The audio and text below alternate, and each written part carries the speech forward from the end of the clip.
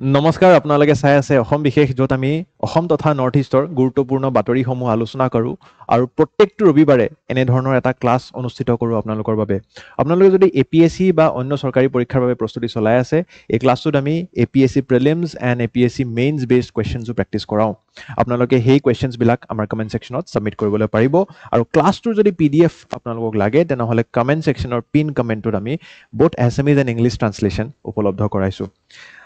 এতিয়া যোৱা সপ্তাহটোৰ যদি আমি কথা পাতোঁ তেনেহ'লে এটা ঐতিহাসিক সপ্তাহ বুলি আমি ক'ব লাগিব, কিয়নো 26 জানুৱাৰী তাৰিখে আমাৰ মাননীয় মুখ্যমন্ত্ৰীয়ে এইবাৰ পতাকা উন্মোচন গুৱাহাটীৰ পৰা নকৰি ডিব্ৰুগড়ৰ পৰা কৰিছিলে আৰু ডিব্ৰুগড়ত গৈ তেখেতে বহুতো কথা আৰু পদক্ষেপ আগবঢ়াইছিলে আৰু সেই সময়ছোৱাতে আকৌ দিল্লীত যদি আমি চাওঁ তেনেহ'লে অসমৰ 5গৰাকীকে লোকে পদ্ম বঁটাৰ সন্মানো লাভ কৰিছিলে। আৰু যদি আমি চাওঁ যোৱা সপ্তাহতে আমি দেখা পালোঁ যে আমাৰ পঞ্চম বাৰ্ষিকী যি BTR একৰ্ড আছিলে, সেই 2020 বৰ্ষৰ BTR একৰ্ডৰ পঞ্চম বা 5th এনিভাৰ্চাৰীও পালন কৰা হৈছিলে কোকৰাঝাৰৰ পৰা। আৰু বহুতো ইণ্টাৰেষ্টিং বাতৰি আমাৰ এই সপ্তাহটোত হৈছিলে আৰু গোটেইখিনি বস্তু আমি আজি আহকচোন এবাৰ ভালকৈ ডিছকাছ কৰোঁ। প্ৰথমটো বাতৰি হৈছে অসমৰ ৰাজধানী। আমি এতিয়ালৈকে কিতাপে কাগজে পঢ়ি আহিছোঁ যে অসমৰ ৰাজধানী এখনে, দিছপুৰ বুলি কোৱা হয়। কিন্তু এইবাৰৰ যদি আমি 26 জানুৱাৰীৰ বক্তৃতাটো শুনো আমাৰ মাননীয় মুখ্যমন্ত্ৰীৰ, তাৰে পিছত বহুতো ছাত্ৰ ছাত্ৰীয়ে আহি মোক সুধিছিলে কি ছাৰ ডিব্ৰুগড়খনো ৰাজধানী হ'ল নেকি? কিন্তু আচলত আপোনালোকে যদি গোটেই স্পীচটো ভালকৈ শুনে, মনোযোগ দি শুনে, তেনেহ'লে তাতে গম পাব আমাৰ মাননীয় মুখ্যমন্ত্ৰী ডাঙৰীয়াই কৈছে যে ডিব্ৰুগড়খন এখন ইম্পৰ্টেণ্ট চিটি আমাৰ কাৰণে, অসমৰ কাৰণে, আৰু আমি আগন্তুক দিনত, আগন্তুক বছৰসমূহত আমি ডিব্ৰুগড়খনক অসমৰ দ্বিতীয় ৰাজধানীৰ ৰূপত ৰূপান্তৰ কৰাৰ কিছুমান পদক্ষেপহে আগবঢ়াইছোঁ। গতিকে এতিয়ালৈকে অসমৰ ৰাজধানী এখনেই, কিন্তু কিয় ডিব্ৰুগড়ক এনেধৰণে ৰূপান্তৰ কৰাৰ কথা পতা হ'ল, গোটেই বস্তুখিনি আমি এবাৰ ডিছকাছ কৰিবলৈ চেষ্টা কৰোঁ। 76 ৰিপাব্লিক ডেত আপোনালোকে জানে যে প্ৰত্যেক ৰাজ্যৰে যি মাননীয় মুখ্যমন্ত্ৰীসমূহ থাকে তেখেতসকলে পতাকা উন্মোচন কৰে। আচ্ছা, এইটো কথাও জানিবলৈ আপোনালোকে জানে নে মই সুধিবলৈ বিচাৰিম, উন্মোচন আৰু উত্তোলন, হইষ্টিং এণ্ড আনফাৰ্লিং, মোৰ ডিফাৰেঞ্চটো জানে নে কমেণ্ট ছেকশ্যনত জনাবচোন। খুব এটা ইণ্টাৰেষ্টিং ডিফাৰেঞ্চ আছে। আচ্ছা, তো এনেধৰণে এইবাৰ কিন্তু তেখেতে পতাকা যি উন্মোচন কৰা হৈছে গণৰাজ্য দিৱসৰ দিনাখন, এই খনিকৰ গ্ৰাউণ্ড ডিব্ৰুগড়ত কৰা হৈছিলে। ঠিক আছে, আৰু এই ডিব্ৰুগড়ত যেতিয়া উন্মোচন কৰিলে তেখেতে নিজে কৈছিলে যে ডিব্ৰুগড়খন আৰু কেইখনমান অন্য আমাৰ যি চহৰ আছে, যেনে তেজপুৰৰ কথা ক'লে তেখেতে, শিলচৰৰ কথা ক'লে তেখেতে, এইকেইখন চহৰক আমি অলপ বেলেগ ধৰণে ৰূপান্তৰ কৰিম। কি ধৰণে ৰূপান্তৰ কৰিবলৈ চেষ্টা কৰিছে, এটা চমু বাতৰি, বহুত ডাঙৰ একো নহয়, বাছ আপোনালোকে বস্তুটো জানিব লাগে ভালকৈ। Dibrugarh has been elevated as the second municipal corporation. এইটো জানেই চাগে, আমাৰ এতিয়ালৈকে অকল গুৱাহাটী মিউনিচিপাল কৰ্পৰেশ্যনহে আছিলে অসমৰ ভিতৰত, এখনেই মিউনিচিপাল কৰ্পৰেশ্যন, বাকীবিলাক নাছিলে সেই ষ্টেটাছত। কিন্তু যোৱা বছৰ আমাৰ ডিব্ৰুগড়কো এই ষ্টেটাছটোলৈ এলিভেট কৰা হৈছিলে। তাৰে লগতে historic town of Dibrugarh was formally announce the second city of Assam. ঠিক আছে, 7 মাৰ্চ 2024 তাৰিখে এই বস্তুটো কৰা হৈছিলে যে ডিব্ৰুগড় মিউনিচিপাল কৰ্পৰেশ্যনৰ মানে আমাৰ আৰম্ভণি কৰা হৈছিলে। চ' মিউনিচিপাল কৰ্পৰেশ্যনৰ লগতে এতিয়া কিন্তু মাননীয় মুখ্যমন্ত্ৰী এই বছৰে 2025 বৰ্ষৰ 26 জানুৱাৰী তাৰিখে ক'লে যে আমি ডিব্ৰুগড়খন অকল ছেকেণ্ড চিটি বা ছেকেণ্ড মিউনিচিপাল কৰ্পৰেশ্যন ৰূপত নাচাওঁ, আমি দ্বিতীয় ৰাজধানীৰ হিচাপত ৰূপান্তৰ কৰাৰো কিছুমান পদক্ষেপ আগবঢ়াইছোঁ। এতিয়া কি পদক্ষেপ থাকিব আমি সেই বস্তু কিন্তু আমি চাব লাগিব যে 2027 বৰ্ষলৈকেহে চাগে সেইটো বস্তু বাস্তৱত আমাৰ কনভাৰ্ট কৰিবলৈ পাৰিম। বাট এটলিষ্ট এটা লেজিছলেটিভ এছেম্বলি ছেছন, এতিয়ালৈকেতো তাতে কোনো ধৰণৰ আমাৰ বিধানসভাৰ স্থায়ী ভৱন নাই, সেই বিধানসভাৰ স্থায়ী ভৱনো আমি 25 জানুৱাৰী 2026 পৰা নিৰ্মাণ কৰাৰ কাম বা কাৰ্যসূচী যি আছে সেয়া আৰম্ভণি কৰা হ'ব। স্থায়ী ভৱন, আমাৰ বিধানসভা এতিয়া অকল গুৱাহাটীত আছে, সেই বিধানসভাৰ আন এটা স্থায়ী ভৱন ডিব্ৰুগড়ত আমি নিৰ্মাণ কৰিম। কোন তাৰিখৰ পৰা? 25 জানুৱাৰীৰ পৰা সেই কাম আৰম্ভ হ'ব আৰু 2027 পৰা 2027 পৰা স্থায়ী ভৱনটো নিৰ্মাণ কৰি হৈ তাতে এটলিষ্ট এটা অধিৱেশন, আমাৰ বিধানসভাৰ অধিৱেশন বা ছেছন তাতে আয়োজিত কৰা হ'ব। গতিকে ডিব্ৰুগড়ৰ ষ্টেটাছটো এলিভেট কৰা হ'ব কেপিটেলৰ ৰূপে। কৈছে কি মই ঘোষণা নকৰাকৈয়ে অসমৰ দ্বিতীয় ৰাজধানীৰ ৰূপত ৰূপান্তৰ ডিব্ৰুগড় হৈ উঠিব। আচ্ছা, তাৰে লগতে আমি কিছু অন্য চহৰৰ কথাও শুনা পালোঁ তেখেতৰ পৰা। তেজপুৰ আৰু শিলচৰলৈও তেওঁ খুব He is very interested to elevate the statuses of Tezpur and Silchar also. So Tezpurok তেওঁ সাংস্কৃতিক আমাৰ যি ৰাজধানী সেই ৰূপত ৰূপান্তৰ কৰাৰ কথা পাতিলে আৰু শিলচৰতো তেওঁ কিছুমান স্পেচিয়েল পদক্ষেপ আগবঢ়াইছিলে এতিয়া কি বস্তু হ'ব Tezpur will be developed into the cultural capital of Assam and তাতে এটা ৰাজভৱন এতিয়ালৈকেও যি আমাৰ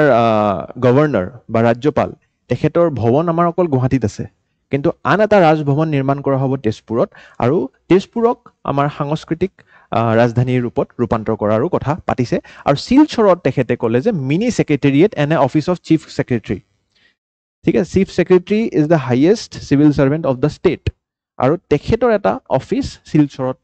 নিৰ্মাণ কৰা হ'ব আৰু এটা মিনি সেক্ৰেটাৰিটো তাতে বহোৱা হ'ব গতিকে এনে ধৰণৰ যেতিয়া ইম্পৰ্টেণ্ট অফিচেছ বা ইম্পৰ্টেণ্ট ছেশ্যনছবিলাক পতা হ'ব তেনেহ'লে লগে লগে মানে সেই জেগাবোৰৰ যি ইম্পৰ্টেঞ্চ হয় সেইটো বৃদ্ধি হ'ব আৰু ডেভেলপ হ'ব টুৰিজম ডেভেলপ হ'ব ইকনমি ডেভেলপ হ'ব গতিকে এটা খুবেই ভাল পদক্ষেপ বুলি বহুত লোকে কৈছে আচ্ছা নতুন এক্সপ্ৰেছৱেও নিৰ্মাণ কৰা হ'ব যাতে এই যিখন চহৰ গুৱাহাটীটো চেণ্ট্ৰেল হবস্পট হয় আমাৰ যদি অসমখন আমি এনেকৈ জাষ্ট মই ৰাফলি ড্ৰ কৰিছোঁ ঠিক আছে তো গুৱাহাটী ইজ চামৱেৰ হিয়াৰ ঠিক আছে শিলচৰ আমাৰ চাউথত হৈ গ'ল ডিব্ৰুগড় আমাৰ এইখিনিত হৈ গ'ল তেজপুৰ আমাৰ এইফালে হৈ গ'ল গতিকে এই গোটেই চহৰখিনি আমি কানেক্ট কৰাকৈ এটা হাইৱে বা এক্সপ্ৰেছ হাইৱে নিৰ্মাণ কৰাৰো তেওঁ কথা ক'লে গতিকে কেনেকৈ মনত ৰাখিব ডিব্ৰুগড়ত আমাৰ কি হ'ব অসম বিধানসভাৰ আৰু এটা স্থায়ী ভৱন নিৰ্মাণ হ'ব তাতে প্ৰতি বছৰে এটলিষ্ট এখনকৈ অধিৱেশন বা ছেশ্যন তাতে কণ্ডাক্ট কৰা হ'ব তেজপুৰত আমি দেখা পালোঁ ৰাজভৱন নিৰ্মাণ কৰা হ'ব আৰু শিলচৰত আমাৰ মিনি ছেক্ৰেটাৰিয়েট নিৰ্মাণ কৰাৰ কথা পাতিলে এটা চমু বাতৰি আপোনালোকে এই ধৰণে আৰু কিছুমান মেজৰ ইনফ্ৰাষ্ট্ৰাকচাৰেল প্ৰজেক্টছৰ কথাও ক'লে এইখিনি নোট ডাউন কৰি আপোনালোকে আগবাঢ়িব পাৰে তাৰে ওপৰতে এটা প্ৰিলিমছ প্ৰেক্টিছ কুৱেশ্যন মই আনিছোঁ ইয়াৰে উত্তৰটো আপোনালোকে কমেণ্ট ছেকশ্যন দিলে ভাল পাম নেক্সট বাতৰিটো অলপ ইম্পৰ্টেণ্ট বাতৰি মেইনছ পাৰ্চপেক্টিভত আপোনালোকৰ কুৱেশ্যনছ ইয়াৰ পৰা আহিব পাৰে 5th BTR Accord Day celebrated এতিয়া এই BTR Accord কি আছিলে বা BTR যিটো টাৰ্ম হয় বড়োলেণ্ড টেৰিটৰিয়েল ৰিজন ইয়াৰ জন্ম কেতিয়া হ'ল কেনেকৈ হ'ল কেইখনকৈ BTR Accord আছিলে ঠিক আছে হিষ্টৰিকেলি তিনিখন BTR Accord 1993 2003 আৰু 2020 সেই তিনিওখনৰ বিষয়ে আমি অলপমান আজি চমুকৈ এবাৰ পঢ়িবলৈ চেষ্টা কৰোঁ বলো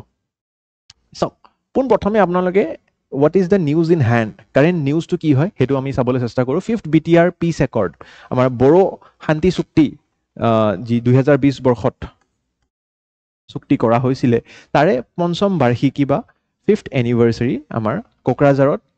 গ্ৰীণফিল্ড বডোফা নগৰত আয়োজিত কৰা হ'ল আৰু BTC চিফ আমাৰ প্ৰমোদ বড়ো তেখেতে এই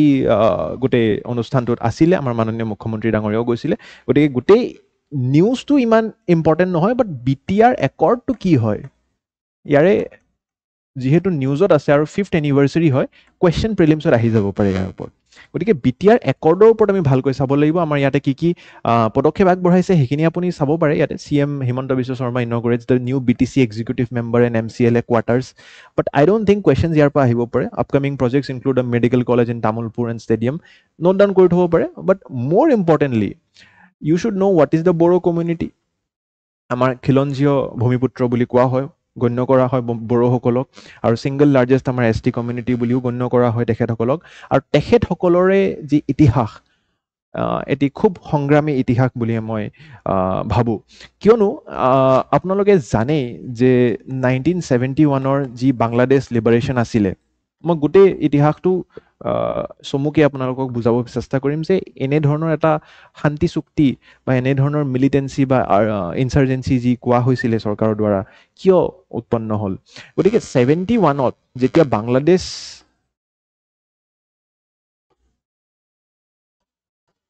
ইণ্ডিপেণ্ডেণ্ট হ'ল সেই সময়ছোৱাত আপোনালোকে জানে পাৰ্টিশ্যন কৰাৰ কাৰণে কাৰণ কি Bangladesh was earlier East Pakistan so' সেই সময়ছোৱাত বাংলাদেশত বহুতো এট্ৰচিটিজ হৈছিলে তো যিসকল ভাল কৰ্ম কৰি খোৱা লোক আছিলে তেওঁলোকে এনেকুৱা এখন দেশত বসবাস কৰিবলৈ টান পাইছিলে আৰু তেওঁলোকে সেই বৰ্ডাৰ ক্ৰছ কৰি অসমলৈ তেওঁলোক মাইগ্ৰেট কৰিছিলে, ইলিগেলি মাইগ্ৰেট কৰিছিলে। আৰু তেতিয়া দেখা পোৱা গ'ল যে বাংলাদেশী ইনফিল্ট্ৰেশ্যন যিটো আমাৰ হাইক হৈছিলে, তাৰে কাৰণে অসমীয়া লোকসকলেও অসম আন্দোলন কৰিছিলে 1979 পৰা 85, তাৰে পিছতে আমাৰ অসম একৰ্ড চাইন হৈছিলে, অসম চুক্তি চাইন কৰা গৈছিলে। সেই ধৰণেই যেতিয়া অসম চুক্তি চাইন কৰা গ'ল, তেতিয়া বড়োসকলেও অনুপ্ৰেৰিত হৈ তেওঁলোকে দেখিলে যে আমাৰ যিবিলাক BTC এৰিয়া বা যি বড়ো এৰিয়া, যি ডিষ্ট্ৰিক্টছবিলাকত যিবিলাক বড়ো লোক থাকে, বাক্সা, ওদালগুৰি, চিৰাং, কোকৰাঝাৰ, ৰাইট, তামোলপুৰ এতিয়া, গতিকে এই ডিষ্ট্ৰিক্টছবিলাকতো বাংলাদেশী ইনফিল্ট্ৰেশ্যন হৈছিলে। তো তেওঁলোক যদি সেই বাংলাদেশী লোকবিলাক এই বড়ো এৰিয়াজবিলাকত, ইনফেক্ট অসমখনৰ যদি আমি কথা পাতোঁ, চ' এইখিনি এৰিয়া বেচিকেলি BTC এৰিয়া বুলি কোৱা হয়, BTR এতিয়া ৰিনেম কৰা হৈছে। গতিকে এনে এৰিয়াবিলাকতো যেতিয়া বাংলাদেশী লোক সোমাইছিলে, তেতিয়া তেওঁলোকৰ ভাষা, তেওঁলোকৰ সংস্কৃতি, তেওঁলোকৰ যি কালচাৰ, সেইটোকো হেম্পাৰ কৰা হৈছিলে। গতিকে তেতিয়াৰ পৰাই এই ধৰণৰ এটা ইনচাৰ্জেঞ্চি মুভমেণ্ট বা আমি যদি কওঁ যে মিলিটেঞ্চি এফৰ্টছবিলাক বৃদ্ধি হৈছিলে। আৰু সেইবিলাককে কণ্ট্ৰল কৰিবলৈ চেণ্ট্ৰেল গভৰ্ণমেণ্ট আৰু ষ্টেট গভৰ্ণমেণ্ট, কেন্দ্ৰীয় চৰকাৰ আৰু ৰাজ্য চৰকাৰ, দুইটা একমত হৈ কিনে তেওঁলোকৰ ডিমাণ্ডছ কি শুনিবলৈ চেষ্টা কৰি তেওঁলোকক ঠাণ্ডা কৰিবলৈ চেষ্টা কৰিছিলে। আৰু তাৰেই যিটো চবতছে লেটেষ্ট শান্তি চুক্তি 2020 বৰ্ষত চাইন কৰা হৈছিলে। গতিকে দ্য ফাৰ্ষ্ট অৰ্গেনাইজ ডিমাণ্ড আমাৰ এই 67-68ৰ পৰা আৰম্ভ হৈছিলে, কিন্তু 71 যি বাংলাদেশ লিবাৰেশ্যন ৱাৰ আছিলে, সেই ৱাৰখনে এইটোক নতুন এটা আপচাৰ্জ কৰি দিলে। আৰু যেতিয়া অসম চুক্তি, অসম একৰ্ড 1985-ৰ চাইন কৰা হৈছিলে, দিছ গেভ দ্য বড়োজ অলছো দেট বিশ্বাস, সেই মনৰ আত্মবলটো দিছিলে যে হয়, অসমীয়া লোকসকলে যদি এটা অসম চুক্তি কৰিব বিচাৰিছে, পাৰিছে আৰু সক্ষমো হৈছে, তেনেহ'লে আমি বড়োসকলে নিজৰ বড়ো স্বাৰ্থৰ কাৰণে কিয়নো এনেকুৱা এটা চুক্তি কৰিবলৈ নোৱাৰিম। Boro Security Force, which arose in 1986 as an armed group, renamed it as NDFB. তো NDFBৰ নাম আমি সকলোৱে অৱগত। গতিকে এই NDFBৰ নিচিনা সংস্থা এটা আৰম্ভ হৈছিলে। আৰু তাৰে কাৰণে 1993ত ফাৰ্ষ্ট বড়ো একৰ্ডটো চাইন হৈছিলে। চাওক, ফাৰ্ষ্ট বড়ো একৰ্ড আৰু ছেকেণ্ড বড়ো একৰ্ডটোত মই চমুকে কৈ দিম কি হয়। আমাৰ কাৰণে বেছি ইম্পৰ্টেণ্ট এক্সামৰ কাৰণে থাৰ্ড বড়ো একৰ্ডটো, কিয়? কাৰণ কি সেইটো চবতছে লেটেষ্ট হয় আৰু সেইটোৰে পঞ্চম বাৰ্ষিকী আমাৰ চেলিব্ৰেট কৰা হৈছিলে। So' first Bodo accord was signed in 1993 with the ABSU. ঠিক আছে,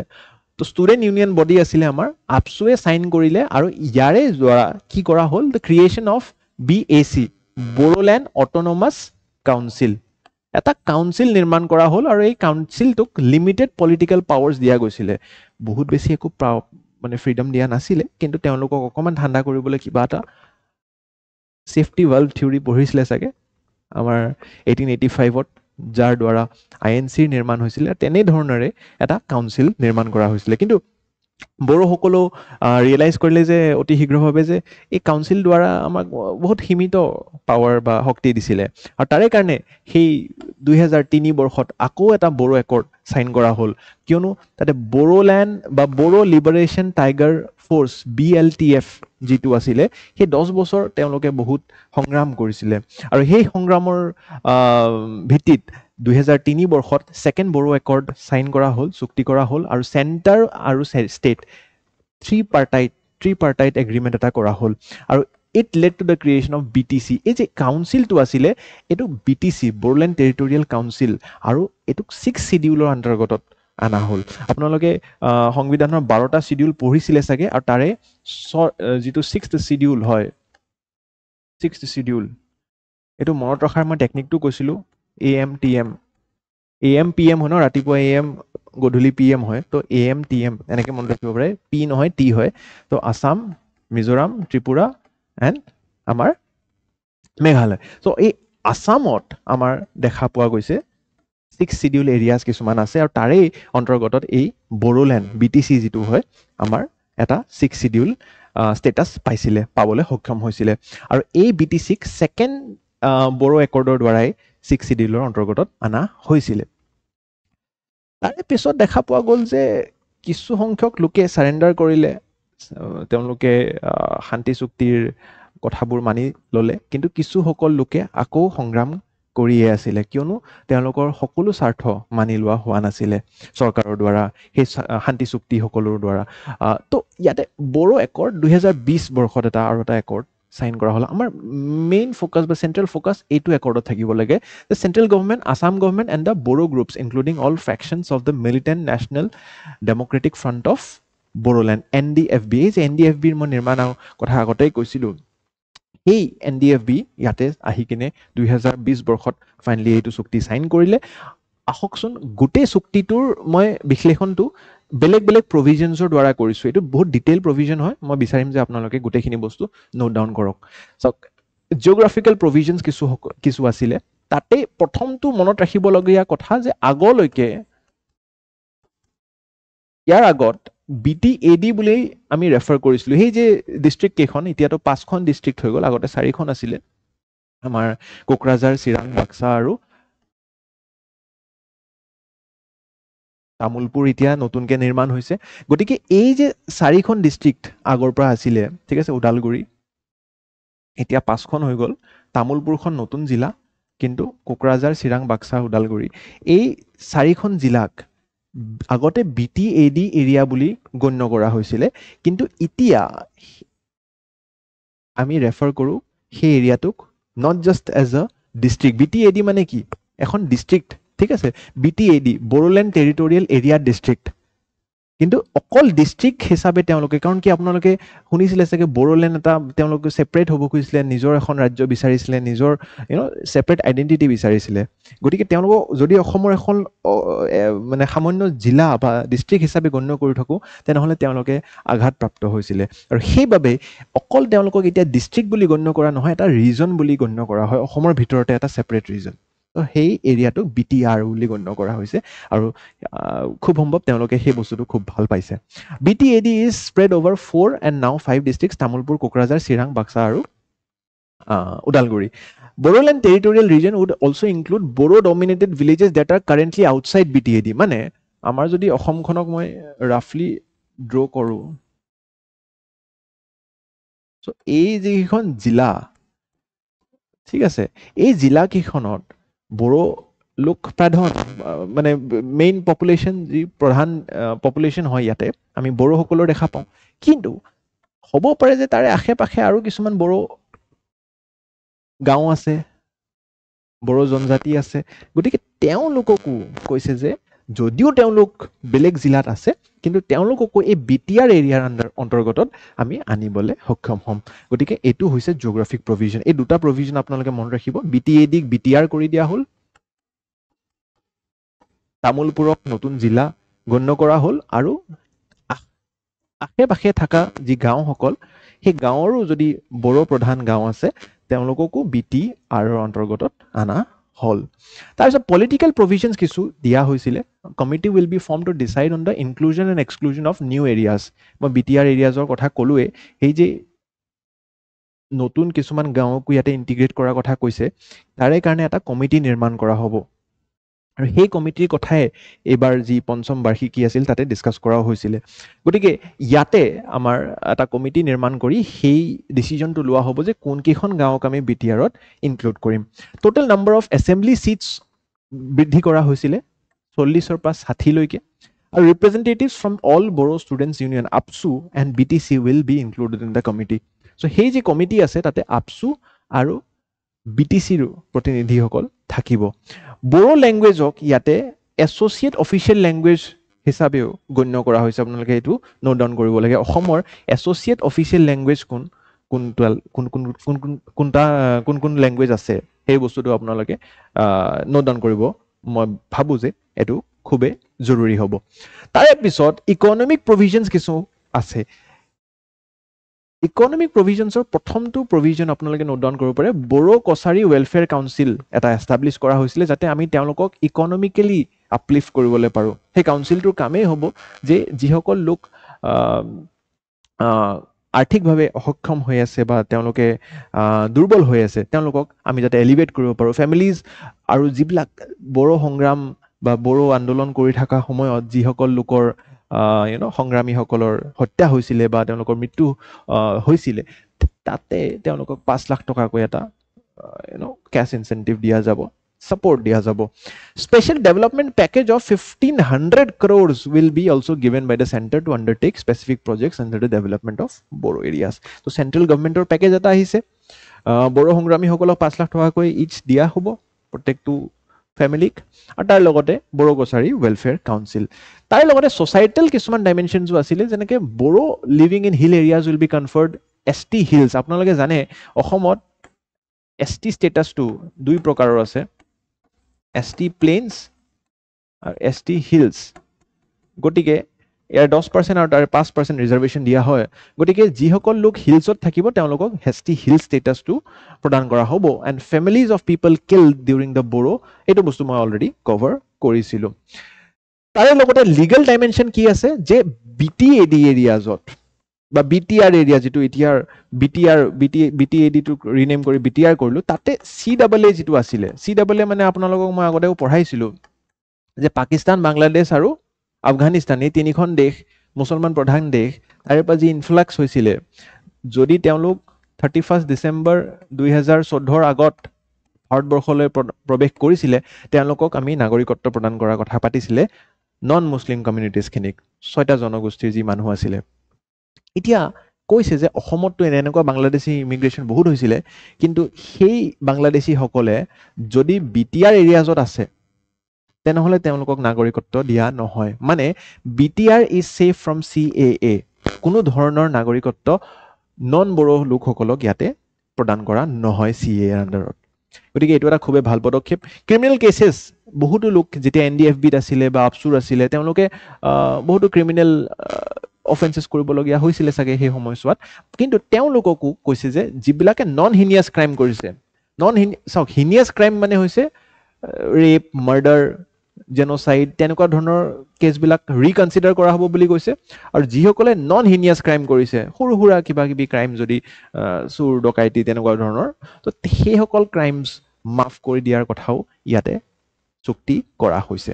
গতিকে এই গোটে নিউজটোত আপোনালোকে বিটিআৰ একৰ্ড কি হয়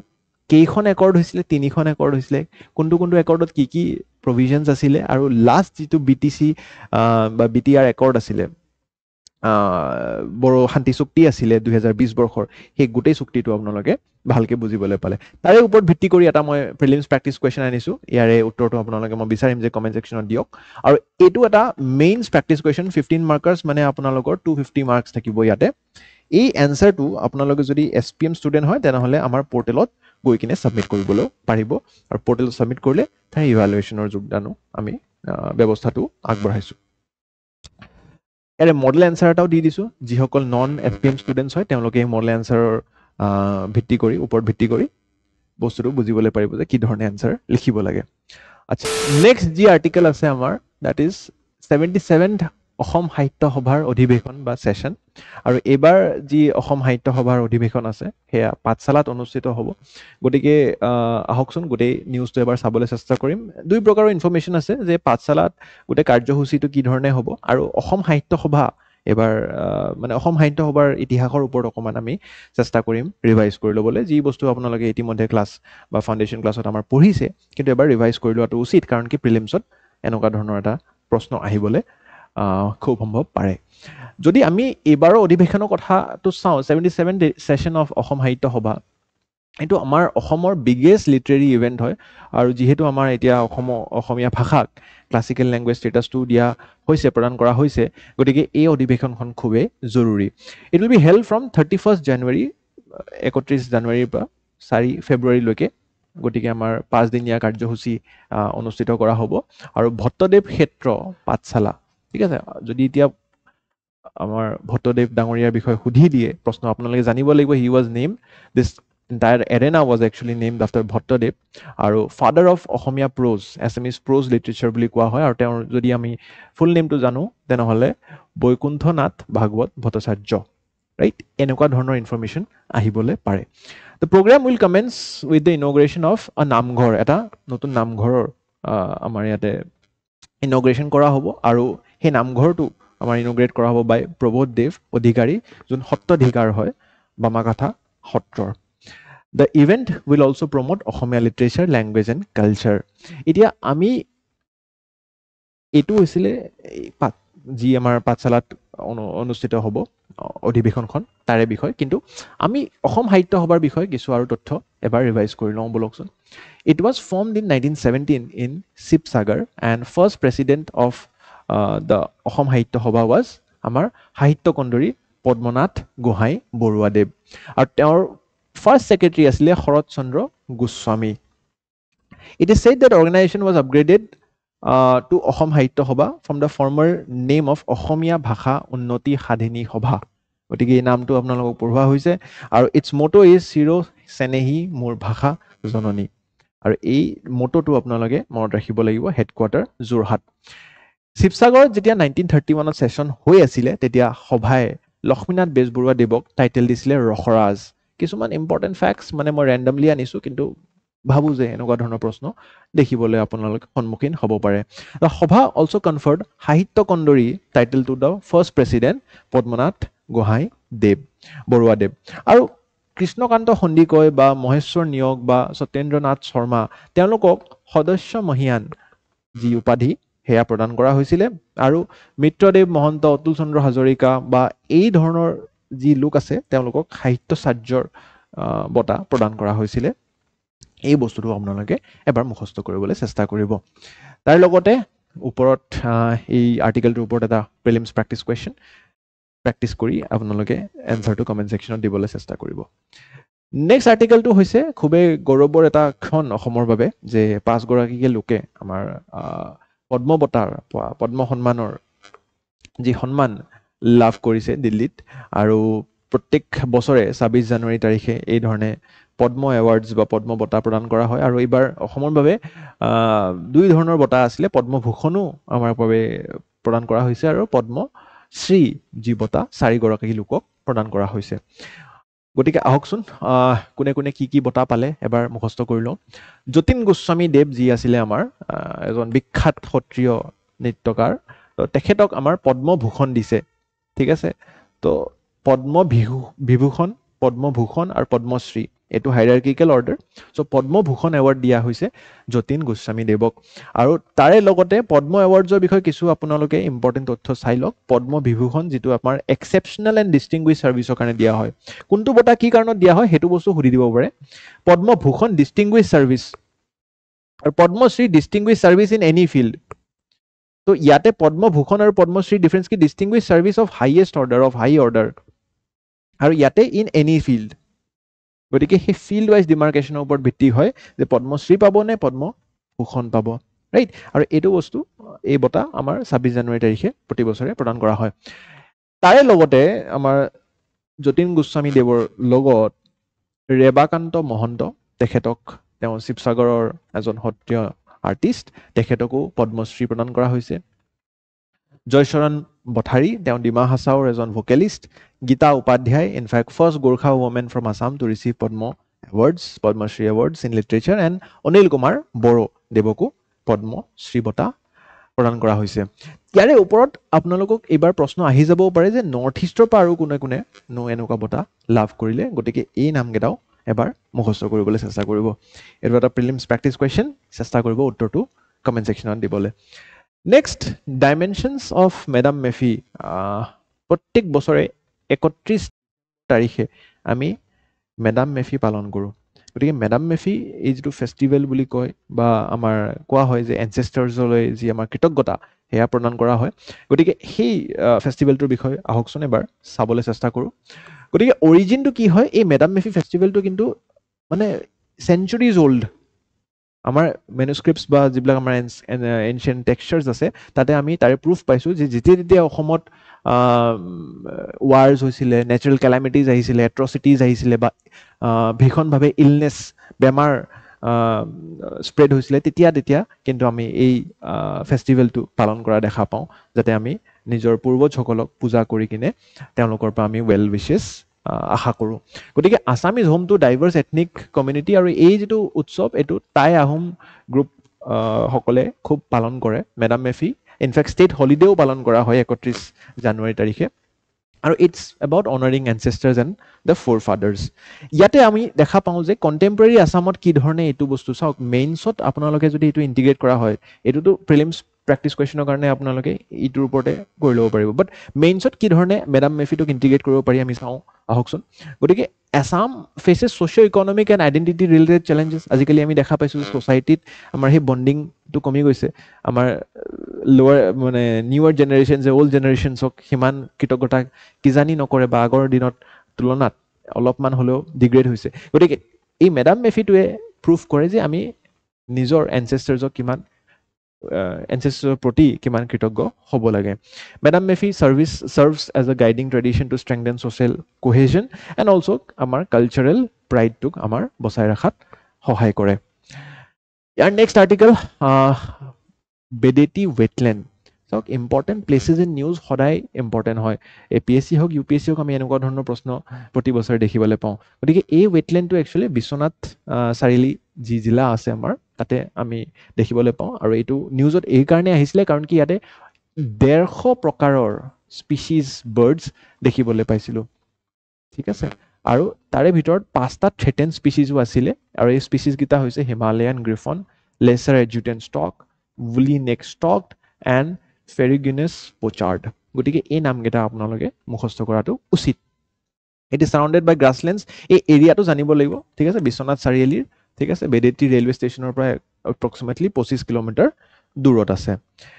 এনেকুৱা ধৰণৰ প্ৰশ্ন আপোনালোকে খুব সম্ভৱ দেখিবলৈ আগতেও পাইছে APSCত আৰু আগন্তুক দিনতো আমি আশা কৰোঁ যদি আহে আপোনালোকে পাৰিব লাগে match the following type of questions ঠিক আছে দীপৰ বিল সোণ বিল বেডেটি ৱেটলেণ্ড এণ্ড তামৰংগা লেক আচ্ছা শেষত আৰু এটা সুখবৰ অসমবাসী ৰাইজলৈ যে আমাৰ অসম পুলিচৰ যি এতিয়া ভাৰ বা দায়িত্ব আমাৰ চবতছে highest position in a state is DGP director general of police আৰু অসমৰ এতিয়া senior most IPS officer Harmeet Singh ছাৰে এই DGPৰ যি দায়িত্ব তেওঁ ইয়াতে পালন কৰিব আৰু যি আউটগোয়িং DGP আছিলে GP সিং ছাৰ খুবেই প্ৰসিদ্ধ এজন IPS অফিচাৰ খুব ভাল কাম কৰি গৈছে চ' তেখেতক in fact DG of CRPF central reserve police force যি আছে অল ইণ্ডিয়াৰ CRPFৰ তেখেতে DG হিচাপে এতিয়া কৰ্মৰত গতিকে এই নিউজটো আপোনালোকে এজ এন এছপিৰেণ্ট অলপ এছপিৰেশ্যনো পাব কিজানি আৰু শুনি কিনেও ভাল লাগিব যে অসম পুলিচৰ ভাৰটো এতিয়া খুবেই এজন এবল পাৰ্চনে হোল্ড কৰি আছে আচ্ছা গতিকে আজিৰ ক্লাছত ইমানেই আছিলে বাতৰি আৰু যোৱা ক্লাছটোত কিছু সংখ্যক লোকে এটা কনফিউজন আছিলে about the tableau news of the republic day parade actually সেই নিউজটোত মই কিবৰিয়া ছাৰৰ লগত কথা পাতিছিলোঁ তেখেতে কৈছিলে যে সেই আৰ্টিকেলটোতে এটা মিছপ্ৰিণ্ট আছিলে আৰু আমি এনেকুৱা ধৰণৰ যদি কেতিয়াবা কনফিউজন হয় কমেণ্ট ছেকশ্যনত আমি আপডেট কৰি দিওঁ পিন কমেণ্টটোত আমি